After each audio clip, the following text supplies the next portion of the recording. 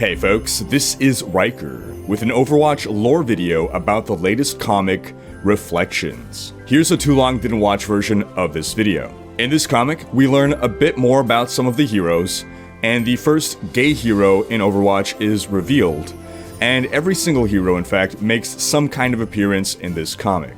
Let's start by going over what happens in the comic. We start off with a lonely Winston at Watchpoint Gibraltar, waiting for Tracer to show up for his holiday celebration. Meanwhile, Tracer seems to be running late for some errand. As she's running through the streets of what seems to be King's Row or a nearby area, a family gets mugged right before her eyes. Tracer knows that she doesn't have time to intervene, and decides to let the cops handle this. But her heart grew 3 sizes that day, and she stopped the thief anyway, and she returns the belongings to the family. Heading back on her quest, she arrives at a clothing shop just in time to have the door slammed in her face. And from her longing look, we find out that she was trying to buy a certain scarf. She runs to another shop, where after searching she manages to find the scarf, and lucky for her, it's the last one left. But then she realizes that someone else was eyeing the scarf first, so she decides to respect the sacred rules of dibs and lets him have it, before she's kicked out of the shop by Tuxedo Zenyatta.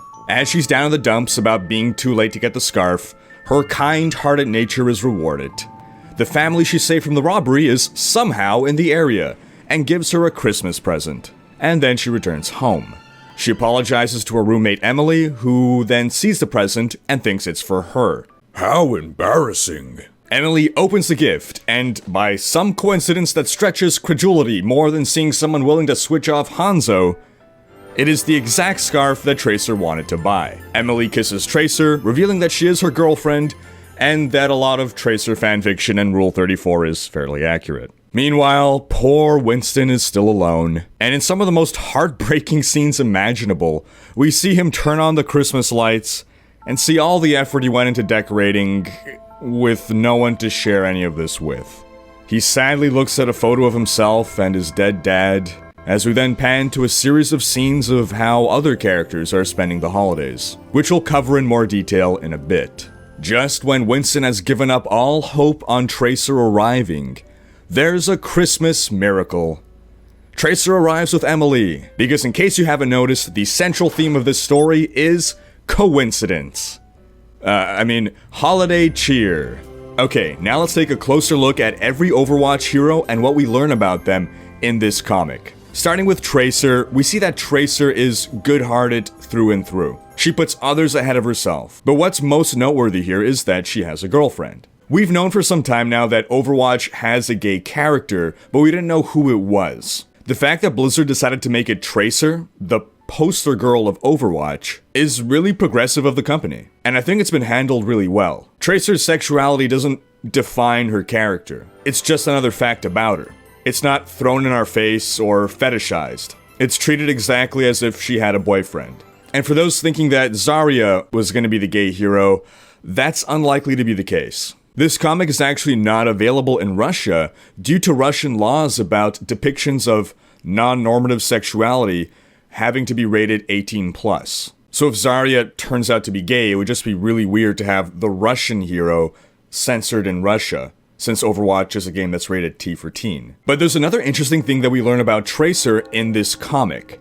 She can take off her chronal accelerator. If you don't know, Tracer was testing out government teleportation technology when a freak accident caused her to be forever desynchronized with the flow of time, causing her to disappear from the present randomly and for extended times. Winston invented the chronal accelerator to keep her anchored to the present, as well as to give her limited control over her time travel powers. When we see her in her home here, she's not wearing the chronal accelerator, but she still seems fine. So it seems that as long as the device is in some proximity to her, it still keeps her safe, and in fact the official Overwatch Twitter confirmed this. As for Winston, we know from the comic that Winston is at Watchpoint Gibraltar during the Christmas season, and we know that this takes place after he activated Recall. That picture that he looks at is a picture of himself as a child and his father, Dr. Harold Winston, who was killed when the other genetically enhanced gorillas on the moon base led an uprising. The glasses that Gorilla Winston wears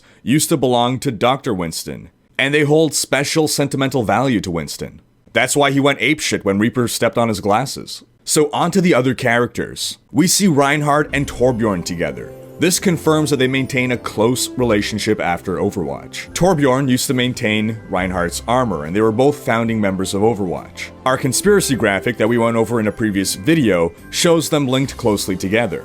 The children around Reinhardt are actually Torbjorn's, as confirmed by the official Overwatch Twitter. Now, Torbjorn is 57 years old, and one of those kids is clearly no older than 2. So... Now, Torbjorn's wife does seem to be younger than him, possibly by about 10 years. Off to the side there we see Brigitte, which is Reinhardt's traveling companion. We see Genji and Zenyatta together during this holiday season. This is fitting since after Genji left Overwatch, he found Zenyatta during his search for inner peace, and Zenyatta became Genji's mentor. It almost looks like Zenyatta is holding up snowballs, while Genji is writing a letter with a quill. At first glance it looks like Genji is using a tablet, but it's likely just a board to put the paper on. Who is Genji writing to? His brother? Family does seem to be a theme here. We see Pharah having dinner with a man with some gray hair. Since her mother's hair is totally white, odds are this man is too young to be her father. So could it be her brother, maybe? In our conspiracy graphic, we do see that there's another man linked closely to Pharah. That might be her father, it might be a brother, who knows? Could this be Pharah's boyfriend?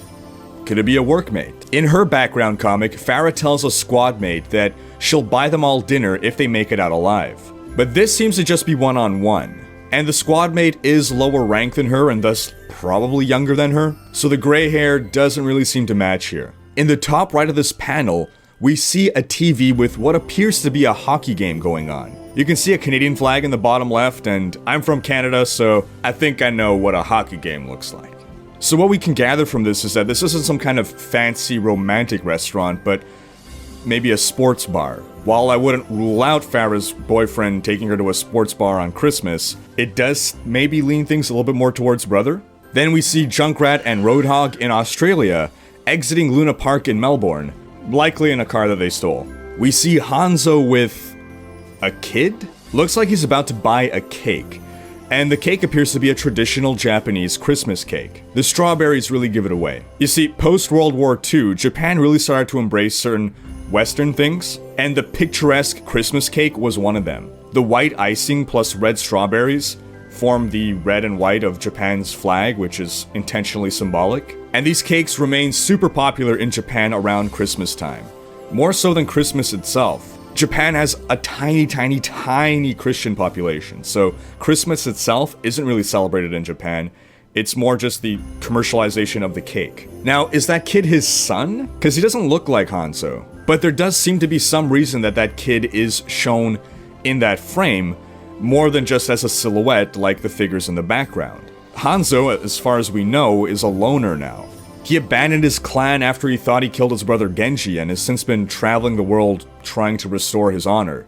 So it doesn't really make sense that he would have settled down and had a kid. Could this kid be a little orphan boy that he's adopted as a little brother? Maybe Hanzo wants to atone, wants to make up for what he did with Genji by being a better big brother to this kid. Then we see McCree and Sombra drinking at a bar in what is most likely Mexico, perhaps even Dorado. McCree surely does not know who Sombra is, but Sombra likely knows who McCree is. And it wouldn't surprise me if she was intentionally getting him sauced up to get information out of him. Now we know Sombra has no family. She was an orphan taken in by the Los Muertos gang, so she has no family to spend Christmas with, while McCree was an outlaw in the past, so if he does have a family, they're likely estranged.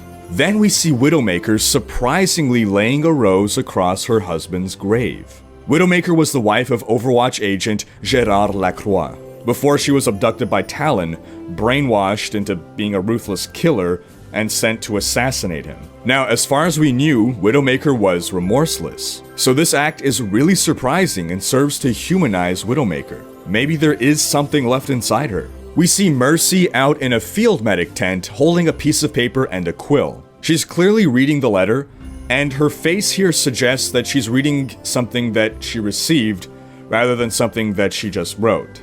Since she seems to be emotionally moved, and it would be just a bit narcissistic to be that moved by your own writing. That said, the quill makes this a bit confusing. If you're reading something, would someone send the quill along with it? Maybe, so that you can write back, or she just grabbed the quill because she just could not wait to start writing back. Now, we don't know who sent this letter, but because we see Genji writing with a quill, having the quill in this panel could be a clue that's meant to give away that it's him. There's also the whole artistic symmetry of it. You have in the top left panel, Genji writing a letter with a quill, and then in the bottom right panel, and, you know, typically in the Western world, you read top to bottom, left to right, or left to right, top to bottom. So the flow of time would suggest that this happens later, that she receives a letter after he's written it. So it all points to and suggests that this letter might be from Genji. You might be confused as to why Genji would be writing to Mercy.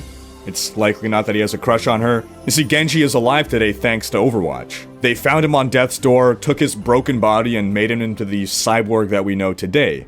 And without a doubt, Mercy had a big role to play in keeping him alive. So Genji may simply be expressing gratitude to her. We see Rhykker lurking in an alley here, watching a family. Is that his wife and kid? Rhykker used to be human and has been presumed dead for a while, and enough time has passed for her to have remarried or moved on at this point. But the thing is, he's likely too old for that to be his wife and kid. Then again, Torbjorn. Instead of that being his wife, could that be his daughter? Or is it just his next target? The theme here again seems to be family, so it seems unlikely that this is just a target he's stalking. It's also possible that he doesn't even know these people, but just seeing the family makes him reminisce, makes him call back to memories of when he was human, makes him feel lonely and want to go listen to Linkin Park. Next we see Soldier 76 and Ana. Ana seems sad, probably because she's not with her daughter during the holidays. And both of these characters are likely in Egypt right now, which is where we last saw them together in the old Soldiers comic. In that comic, Ana agreed to watch over Soldier's back, so if this is not Egypt, it's to whatever location that Soldier decided to move on to at this point. Now, Soldier's looking at a photo that seems to be of himself, possibly when he was younger, since he did have blonde hair when he was younger, and someone else whose hair kinda looks like Tracer's? It doesn't really make much sense for it to be Tracer though. Yes, they were both in Overwatch together at some point, but we've never previously heard of any close relationship between the two. Now, that's all the heroes that we see in the panels in the comic, but I said this comic includes every single hero, right? So where are the others? Well, we can spot 3 if we go back to the very first panel. We see that May is being interviewed on CNN or something in response to a massive winter storm. The caption reads, Mei Ling Zhou, climatologist. We see Zarya fighting in Russia, a soldier to her left, an explosion in the background, and some Russian text that says, New Omnic attack in Siberia. Thank you, Bezpersonik, for the translation. Zarya is a celebrated Russian athlete that joined the army to protect her country, and it seems she's still on the front lines. We see d.va in what appears to be some kind of Christmas advertisement. The text here translates to something along the lines of d.va of Winter Wonderland or d.va's Winter Wonderland. Thank you to my girlfriend for learning Korean on the spot to decipher that text. d.va's a professional StarCraft player and mech pilot that's known worldwide.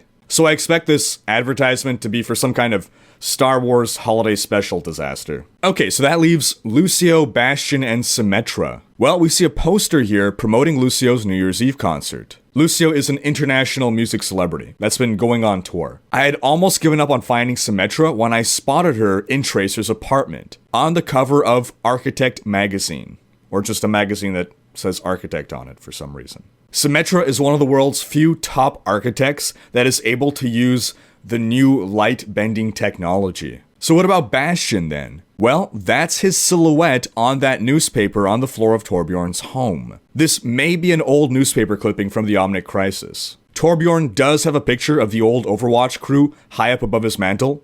Don't ask how the little guy got it up there. So it seems in character for him to keep mementos. And that covers everything in this comic and wraps up this video. Leave a comment with your thoughts. Is Torbjorn the ultimate playboy to ever live? Yes or no? Thanks for watching. Special thanks to my Twitch and Patreon supporters for making these videos possible. Check out these other videos and subscribe to join Rhykker's Raiders to keep up with Overwatch.